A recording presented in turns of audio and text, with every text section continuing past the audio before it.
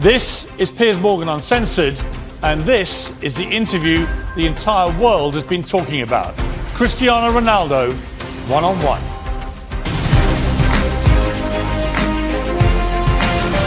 From London, this is Piers Morgan Uncensored.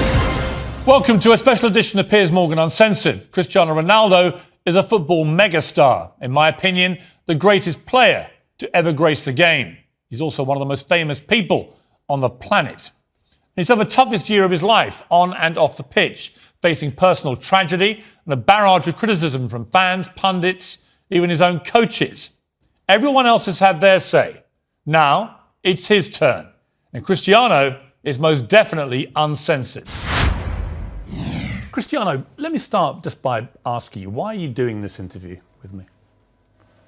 Because I think it's the time to say something. And because I like you. As simple as that. Well, don't say that in public. Well, I like you too, and I appreciate it, because I think that you've had to sustain a lot of criticism this year in particular, probably more than at any stage in your career. And I think it's time to set the record straight and to clear up a few things, not least, I suspect, for the fans of Manchester United. You must be wondering what the hell's been going on. Oh, as I say many times, the fans, I'm always gonna say good about them. They are the most important things in the football. You play for them. They're always in my side. I feel that every time when I walk in the streets, the fans coming to me and they appreciate what I did, what I do for football. And for me, it's the most important in football. The fans, for me, is everything. I want to take you back to last summer. You're at Juventus, and there's massive speculation about where you're going to go. And the big rumour is that you're going to go to Manchester City. So first of all, how close was that to happening? Well, honestly, it was close. It was close. It's something that they spoke a lot, and Guardiola say 2 weeks ago, I guess, that they try hard to have me. But as you know, as my history in Manchester United, your heart, your feeling, the history that you did before make the difference. And of course, as well, Sir Alex Ferguson.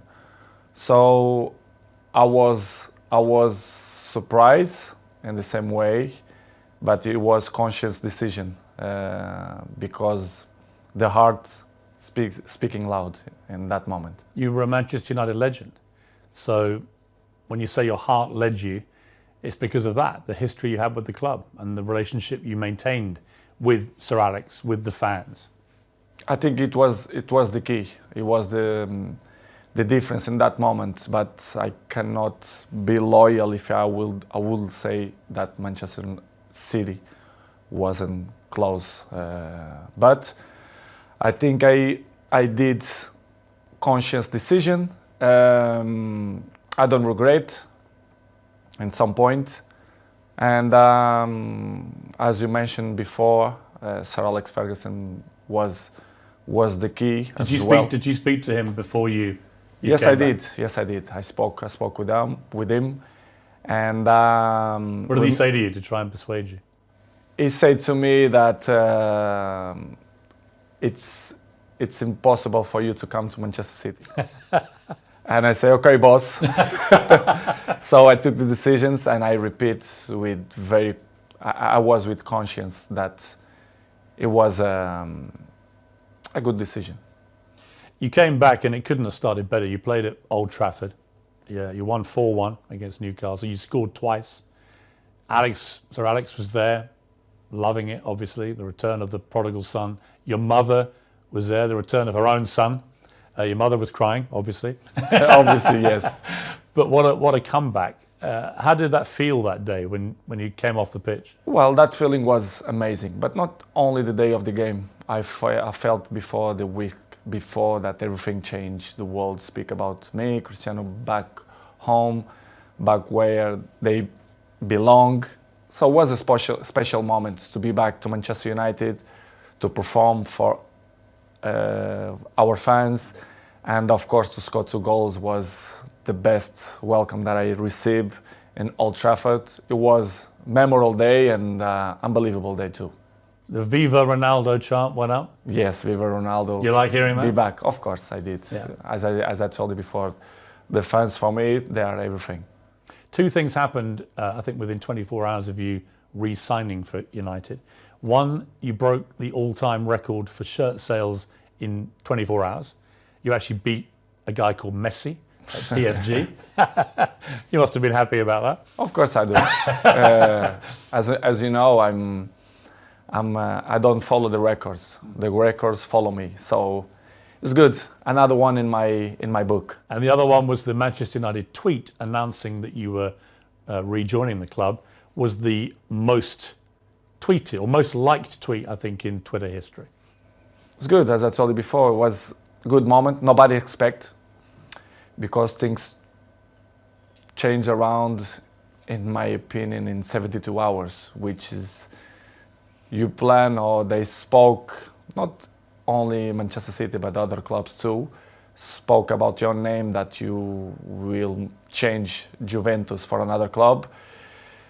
But Manchester United wasn't there, wasn't in that pot of that teams, but surprised everybody, even me, to be honest. After a few weeks, things weren't going well at Manchester United. The club just wasn't firing. And in the end, Ole Gunnar Solskjaer, the manager, got sacked. And that's within like 2 months of you coming back. What were you feeling about what was going on at United? And what did you feel generally about the club itself and the state that the club was in compared to when you'd been there before? Piers, to be honest, when I signed for Manchester United, I thought everything was changed, because it's 13 years that I changed.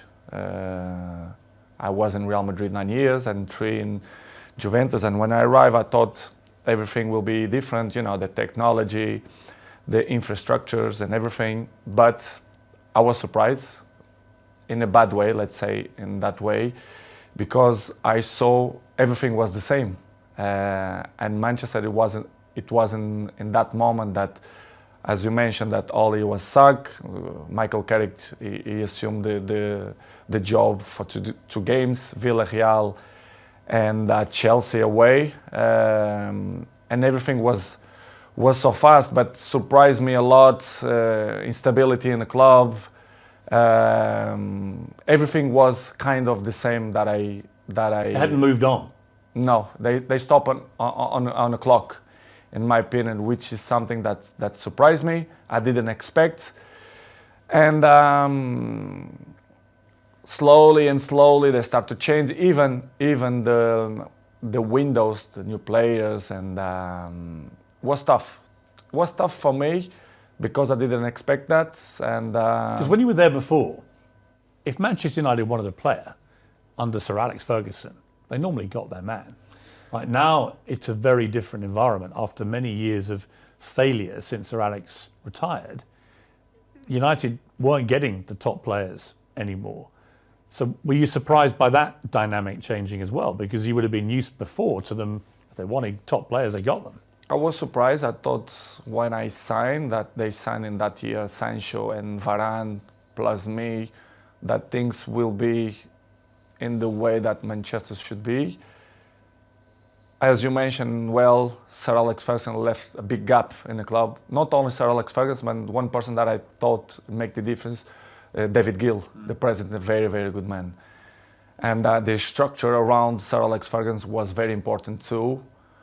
I knew that Manchester United wasn't the same, but I don't see that it was so big gap, so big things that go through by the last 10 years.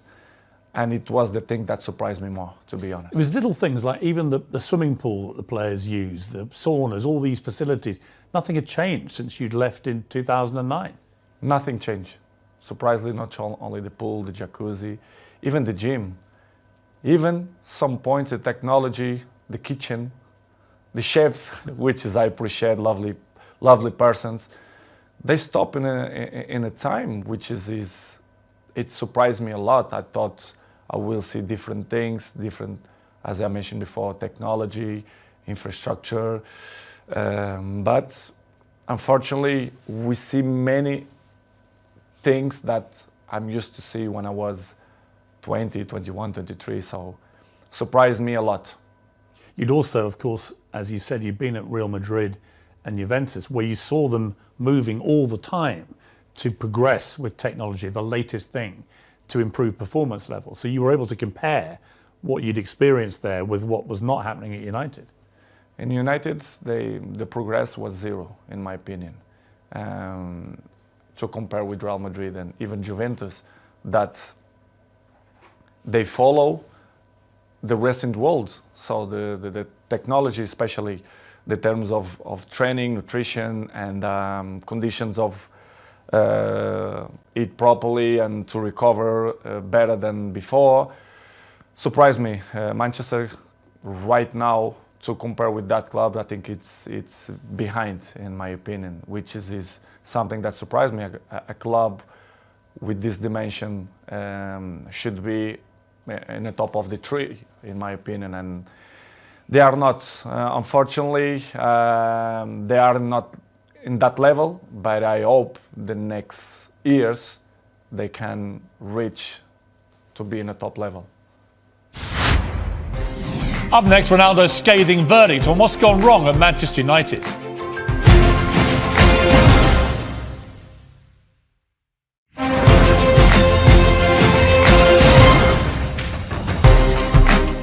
When you look at, United have had some of the best managers in the world follow Sir Alex Ferguson, and they've all been relative failures compared to other stages of their careers. Do you think that partly that's down to the structural element of this, that there just isn't the support that top managers need?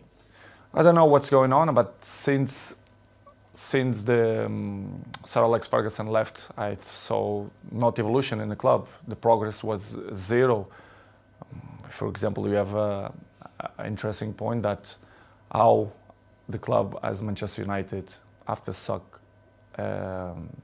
Ole, they bring sport directive Ralph Rangnick, which is something that nobody understands. This guy is not even a coach. A bigger club like Manchester United bring sport directive, surprised not only me but all the world. Well, it was a ridiculous decision, wasn't it? Of course, in my opinion, you have to be honest. If you're not even a coach, how are you gonna be the boss of Manchester United? It's something that I should see that Manchester is not followed not the right way to reach successful like other teams, like for example Liverpool or Manchester City, Chelsea. They are one step behind or two because of this kind of mistakes. In my opinion, that they should improve and change probably the staff or the people, the directives or presidents. I don't know who is the problem there, but did it show a lack of ambition to you when they replaced Ole Gunnar Solskjaer, who a lot of fans liked, but he obviously wasn't delivering the big titles that United wanted and were used to. But to appoint someone like Ralph Rangnick, I'd never heard of him. And I'm thinking if had you heard of him? No, of course not. You'd never heard of this guy? Nobody, and the people who I speak, nobody knew it, who is him. So suddenly did you call him the boss? Of course, I respect. We have to call because he assumed the job. Regardless, all the coaches that I had in my career, I call them boss because if they assume the job, we have to call in that way. But in the end, deep inside me, I never saw him as a boss because I saw some points that I never agreed, and he stopped in the time as well. Because if you're not being a coach, the next 5 years, you're gonna lost the identity of to be a coach. So surprised me a lot. But in the same way, don't surprise me a lot because if you see the structures, they keep it the same. So the coaches didn't surprise me, but it was a tough moment. What was extraordinary was very quickly after Rangnick took over, started briefing journalists that you weren't pressing enough and that maybe it would be a good idea if you moved on from the club. And I'm like, who is this guy? And why is he saying this to the man who's scoring the goals? To be honest, Piers, it's something that I don't understand. It's the new coaches that coming around, they think they find the last Coca-Cola in the desert, which is I don't understand. The football that invents many years. So, but I respect any coach have a different approach, different opinions, different mentality, but kind of some points that you not agree. So I'm always like that in my life. I'm always been beside the best coaches in the world, Zidane, Ancelotti, Mourinho, Fernando Santos, Allegri. So I had kind of some experience because I learned from them. And when you see some coaches that they're coming, that they want to revolution the football, I not agree. I have my opinion. They agree or they disagree, but it's part of the business because in the end of the day, I'm in a club to win. And with my experience, I want to help, like always. And some coaches that don't accept. And, it's part of the job. Did he know what he was doing, Rangnick, or not? At a club like United? No, they don't. They knew the club very well, but they don't know the dimension of the club inside, the history of the club, which is for me surprised me even more, which is when the soccer Ole Solskjaer, you should bring a top manager, not sport director. Did you think it was right to get rid of Solskjaer, or would you have kept him on? Well, it's not. I love Solskjaer. I think he was a top person because what I keep inside my heart, it's the heart of the persons, and Ole for me is a top person. Coach, of course, he wasn't. He didn't look for what he wants. It's hard to assume after Sir Alex Ferguson, but I think he did a good job. For sure, he need more time, but I'm never doubt that he's going to be a good coach in the future. But it was a good experience. I was so pleased to work with him, even a short period. What about the younger players and specifically their mentality? Because it seemed to me, just from what I was reading, when you were originally at Manchester United as a young 18-year-old, that you had huge respect for the older players, the Keanes and these guys in the dressing room, and you would soak up their experience, their wisdom and so on. Did you get that same respect, do you think, from the younger players? I don't mean that they don't respect the experienced players or the oldest players. I don't think that word is the best one, but they live in a different era. I can see my kid, they have 12 years old. The mentality, they are not the same. They are not suffer that. What's the difference? The anger. I think the anger.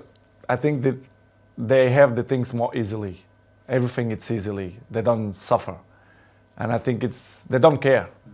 I don't mean only a few in Manchester United, but all the teams, all leagues in the world, the youngers, they are not the same of my generation. But we cannot blame them because it's part of the life, the new generation and the new technologies that avoid, they distract them for another thing. So, but they are not the same. They listen, but this is why we have 2 years. You listen from one side and they go away for another side. So don't surprise me, but in the same way, it's a little bit shame because if they have the best examples in front of your eyes and if they don't at least copy what you did for me, it's kind of weird because I remember when I was 18, 19, 20s, I'm always look to see the best players, Van Nistelrooy, Ferdinand, Roy Keane, and Giggs. This is why I have the successful that I have and longevity, because I take care of my body, my mentality, my head, because I see these guys and I learn from them. When you try and give advice to these younger players, what do you say to them? What do you try and guide them to be like? I think the best advice, I'm not the kind of guy to like to give advices. I prefer to be as example. Yes. Because I'm an example. I'm there every morning. I do the same stuff. I'm probably the first ones to arrive and the last ones to go out. I think the details speak for itself. So, because as I told you before, they listen one thing and in 2 minutes they already forgot and do it whatever they think it's better. This is why I say I like to lead by example. And some ones they follow me, not much, but See, I just find that incredible. That if I was a young footballer and I had Cristiano Ronaldo at my club, that I wouldn't want to spend every second watching him, listening to him, observing the way you go about your business. And yet, from what you're saying, clearly, they're not interested. they don't care. Some ones yes, but most of them no. But for me, it's not surprise me. Don't surprise me because they're not gonna have longevity careers, in my opinion. It's impossible. It's impossible to see, for example, my generation, you see many players, they reach 36, 37, 38 in the high level. I think this generation, you're gonna count by your hands how many gonna reach in that level, because this years of preparation, helps a lot. Who are the players in the world that you most admire for their mental strength, their attitude? It's difficult question because I'm always can say what I see from my eyes. For example, if you tell me what I see, for example, in Manchester United, I can mention probably Dalot, Diogo Dalot. His example is young, but he's very, very professional, and I'm not doubt that he's gonna have longevity in the football because he's young, he's smart, intelligent, and he's very professional. You have a few ones more, but like him, it's difficult to see. Probably Martinez, Casemiro's 30s, but I will say Dalot. Coming next, Ronaldo opens up on the toughest moment of his life.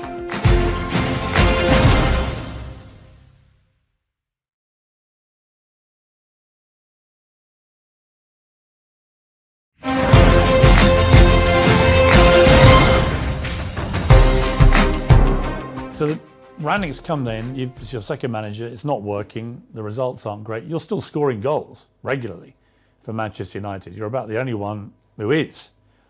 But then you get hit by an awful episode in your life, probably the worst time of your life, where your partner, Georgina, she's pregnant with twins and is actually giving birth to these 2 babies.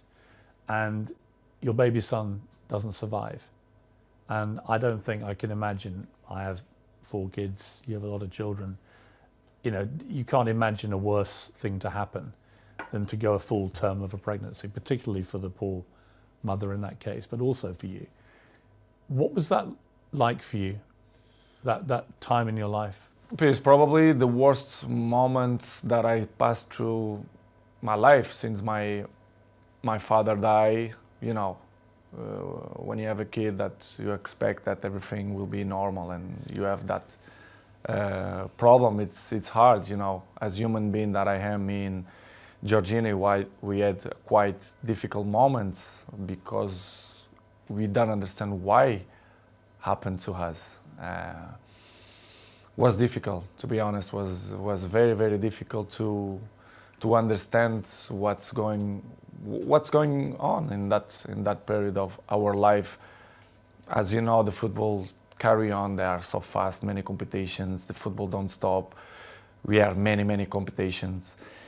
And pass through in that moment was probably the most difficult moment that I had in my life. Me and my family, especially Gio, that was tough. She said she was giving an interview about the new series of her TV show.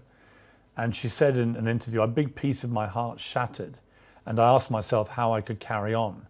I had the answer nearer than I thought. I looked into the eyes of my children, and there I saw the only way of doing it being all together.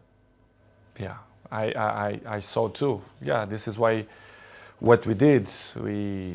I grew up my family, especially Gio, and we had the difficult moments, but we said, listen, we have more kids. We have one that born, Bella, that we have to be happy too. I mean, such a difficult situation again, where you're mourning the terrible loss of your little baby boy, but also celebrating the birth of your beautiful daughter. I try to explain sometimes to my family and even my close friends. They say, I never felt to be happy and sad in the same moment. Yes. I never felt. It is hard to explain. So difficult. So difficult. It's, you don't know if you cry or you don't know if you smile. Yes. Because it's something that you don't know how to react. You don't know what to do, to be honest. And of course, I remember very well that I look like, I don't know the word that to define what I felt in that moment, but it's crazy feelings, it's crazy emotional.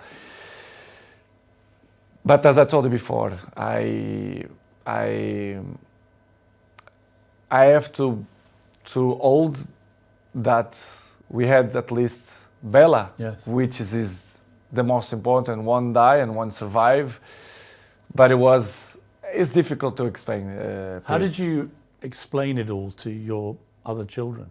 They must have been so confused about it. In the beginning, Gio arriving home and the kids start to say, where's another baby, where's another baby? Of course, Cristiano, I had conversation with him in the day, because he's 12 years old, he knows, he understands everything. And I had a nice conversation with him. We cried together in his bedroom, and he explained, and it's kind of, he didn't understand. He understand, but in the same way, he was a little bit confused. The other ones in the beginning, in the table, the kids start to say, Mom, where is the other baby, blah, blah, blah. And Gio, in the beginning, they start to say, because, you know, she had a little bit belly, because they had two, it's hard process. And after 1 week, I say, you know, let's be frontal, let's be honest with the kids. Let's say that Angel, which is the name, they go to the heaven. It's better to say in that way. Yes. And we start to use in that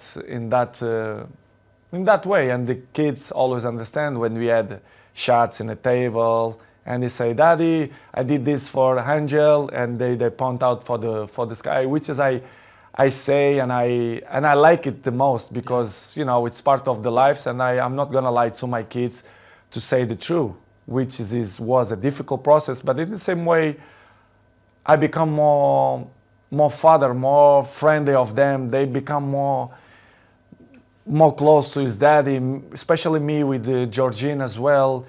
Yeah, I was going to ask you that, because these things, they can make or break relationships, because the grief can be so intense. It can drive couples apart, or it can bring them closer.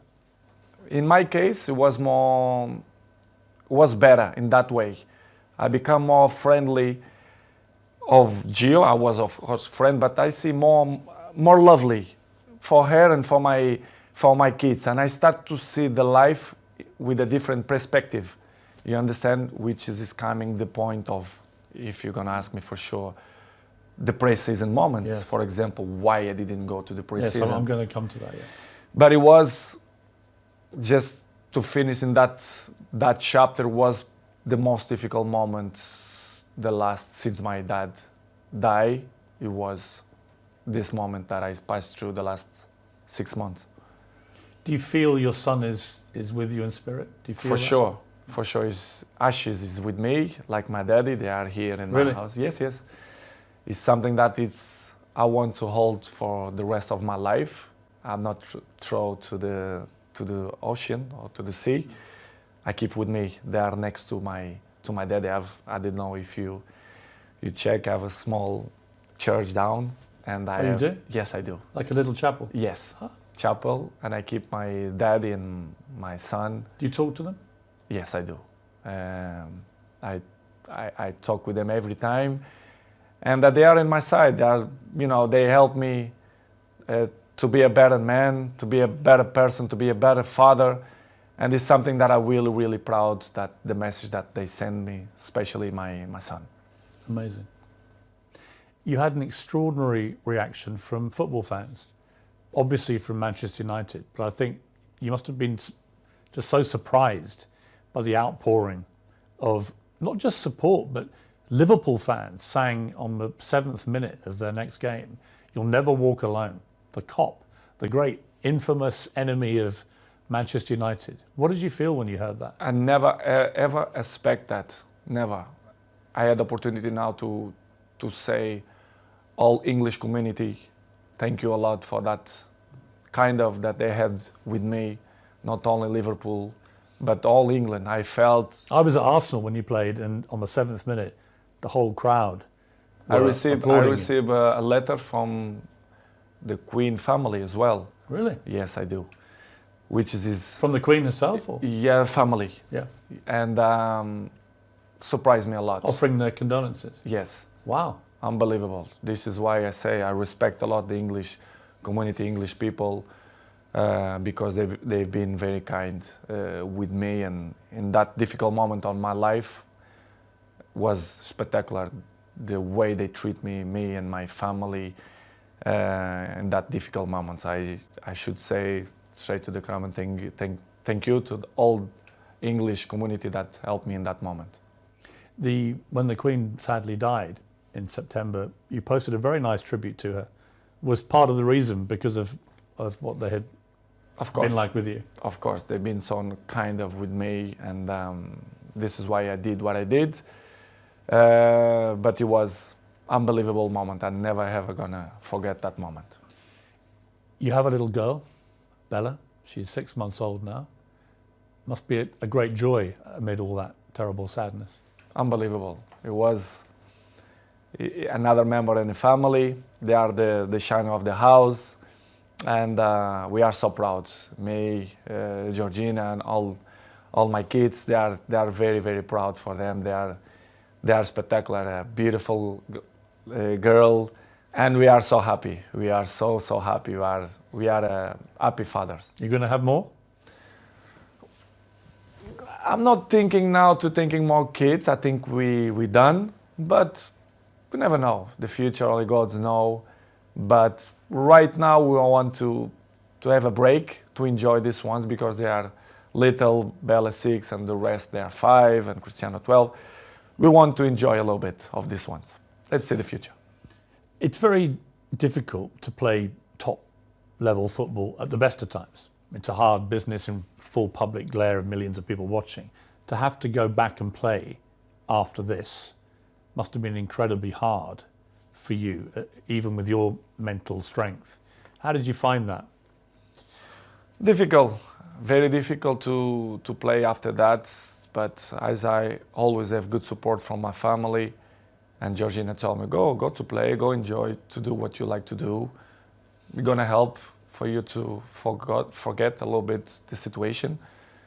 It was difficult, but in the same point, I think helps for you to, to don't thinking much about that. Even to training was good, but as you know, the football going so fast, and trainings, games, even the national team, the things going so fast, you don't even have a time to settle and say what's going on, because the things going so fast. But was good. Georgina helped me a lot to give me that possibility to say. She's a very strong woman. Yes, she did. Georgina. Yes. I mean, really strong. Yes. To just to be your partner is probably not an easy time a lot of the time, with all the attention all the time. But to go through what she's gone through and still get up and be there. We help each other. But she struggled when she was young, which is she look at life with a different eyes. Even she's young, but she suffer. She born in Argentina. She have his issues with his family as well. She live alone. She have interesting life. Yes. And histories as well. And she helped me a lot. She's very mature for his age. We help each other. Sometimes when I'm a little bit down, she push me up, and I do it to the other side. So we are a nice couple. We help each other. So I'm really pleased that she's on my side. Any movement on the wedding bells, Cristiano? I'm not thinking now about that, but I can see in the future. I think she deserves, but it's something that not coming now in my plans, but in the future, yes, I want. Coming next, Wayne Rooney, Gary Neville. Ronaldo's got a message for both of you.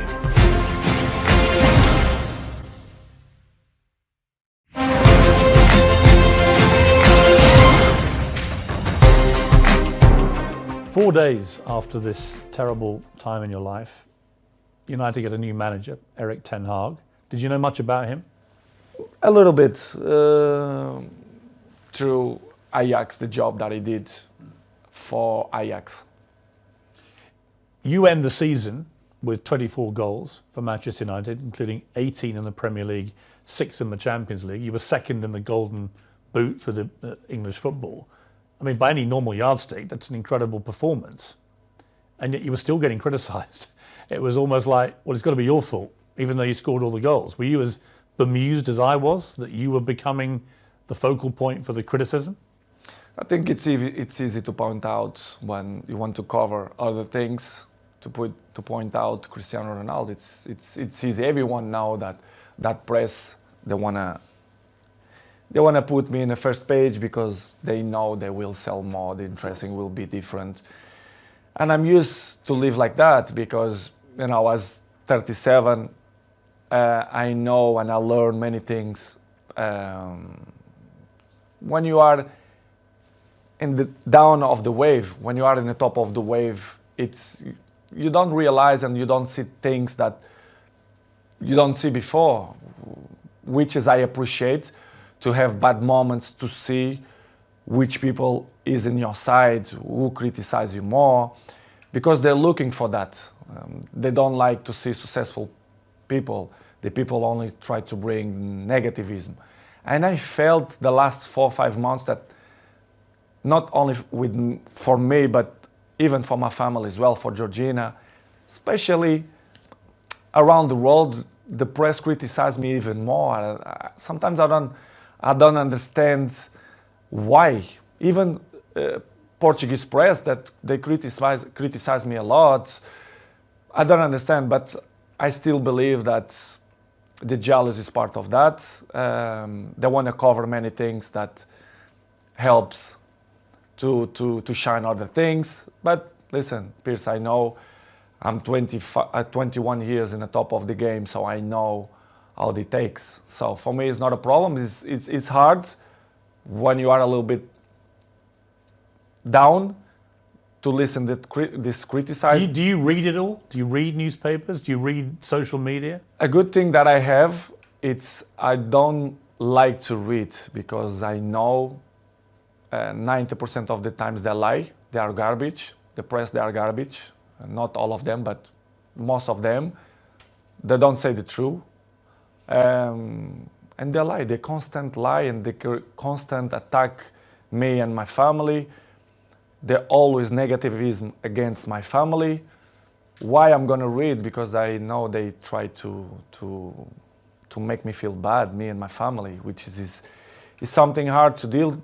But in the end of the day, I understand. But it's really, really hard. The problem you have is you're too famous. You are the most followed human being on Instagram. That you have, I just checked, 495 million followers. I have just under 2 million on Instagram. 8 million on Twitter, so I'm catching you on Twitter slowly, but 400, you're nearly at 500 million followers on Instagram. I mean, that's insane. You're bigger than all the Kardashians put together. It's good. It's good. I feel proud for that. It means a lot for me because it means that people like me too. I'm charismatic. I think why I'm the number one. Sometimes I ask that question to myself. Why me and not another one? Why do you think it is? To be honest, not just only because I play good football, because everyone knows, but I think the rest is relevant. You have to be charismatic. People have to feel some connection with you. I think to be good looking helps too. I have the same problem. Yeah, I feel the same way. To be honest, Piers, I don't know the real reason, but I think I'm charismatic and I'm a appetitive fruit. I don't know if we... A what? A fruit that people want to bite. Yeah. I don't know how you can say in English. Any particular fruit or? let's Nice say peach. strawberry. But I don't know the reason. I mean, what's incredible to me is the power you have. Appetite Appetite fruit. fruit. I don't know if it makes sense in English, but if it don't make sense, you learn. I'll research appetite fruit, yeah. Okay. I mean, I have a pinned tweet, and it's you telling me I have good abdominals, which is a very good observation, by the way. And it's only 10 seconds long. It's had 43 million views, this clip. So thank you. Because 43 million people have heard the guy who actually has got good abdominals tell me I've got good abdominals. But it showed me the sheer firepower you have in that world of social media. It's just extraordinary. Is what I told you before. I have good things, which is you can sell your own product, let's say in that way, but you have to deal with many obstacles in your life too. Do you care if people hate you? I mean, a lot of people love you, but obviously a lot of people don't. You're so big, you're going to get both. But do you care about the ones who hate Cristiano Ronaldo? I care the people who like me. I'm not waste time for the people who don't like me. I think it's waste of time. These people, they are not interesting on my life. I like to be around the people who love me. I don't waste my time to see the criticism of people who is next to me, ex-players, for example. One of your biggest critics has been, and I'm surprised about this. Me too. Wayne Rooney, for example, who you played with for many years very successfully, and were good friends with him. And yet all this year, 3 or 4 times, he's come out and attacked you in the media. Piers, I don't understand.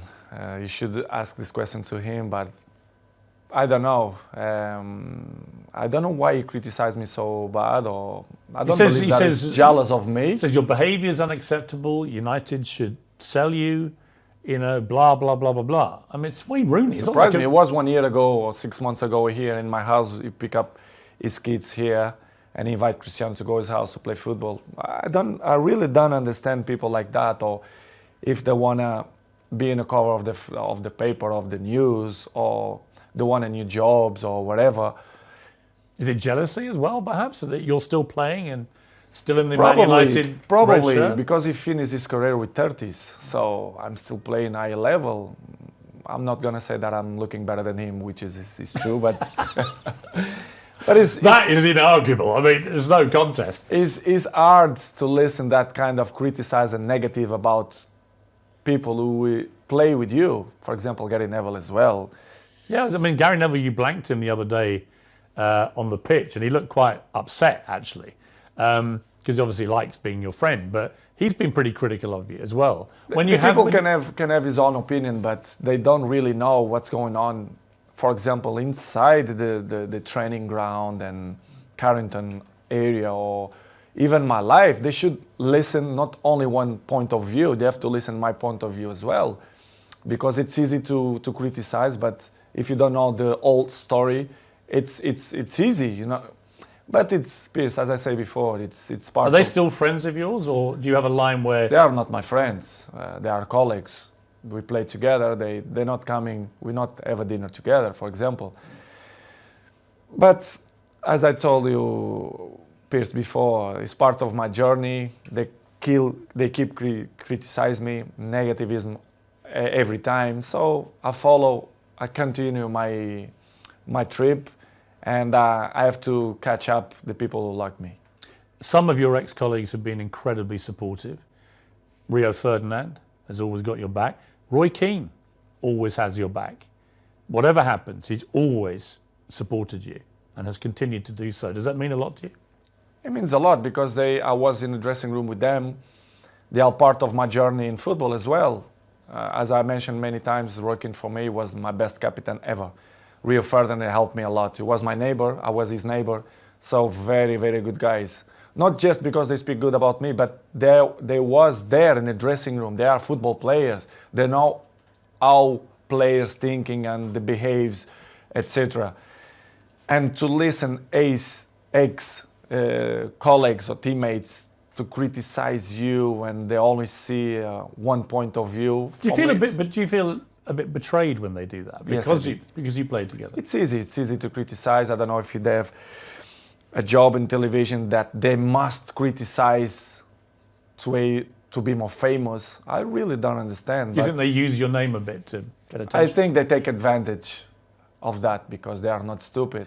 And I really understand, and I have to carry on with my life with criticize or when the people speak good about you. But it's hard when you see people who was in the dressing room with you criticizing that way. It must hurt. It's you. not good. Yeah. Yes, I did, but not hard. I'm not gonna be more slim. I'm not gonna sleep bad because of the criticize. But it's not good to listen that. Disappointing. A little bit, yes, disappointing. Next on Uncensored, expect fireworks in the explosive second half of my 90 minutes with Ronaldo. Your baby daughter's in hospital. And the president of Manchester United didn't believe the empathy don't exist. The Glazers, they don't care about the club.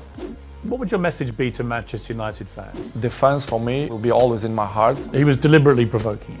I didn't felt that he had respect for me. Cristiano Ronaldo's 12 rules to life. Why not? Imagine the rest of the rats, they're gonna criticize me too. I'm just trying to work out how Wayne Rooney could hate you even more. They only speak about the black sheep, which is me. They're trying to force you out. Yes, not only the coach, but the other 2 or 3 guys there around the club.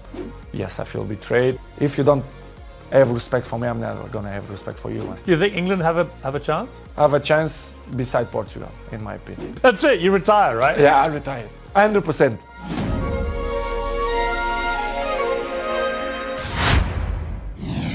You won't want to miss it. Whatever you're up to, keep it uncensored.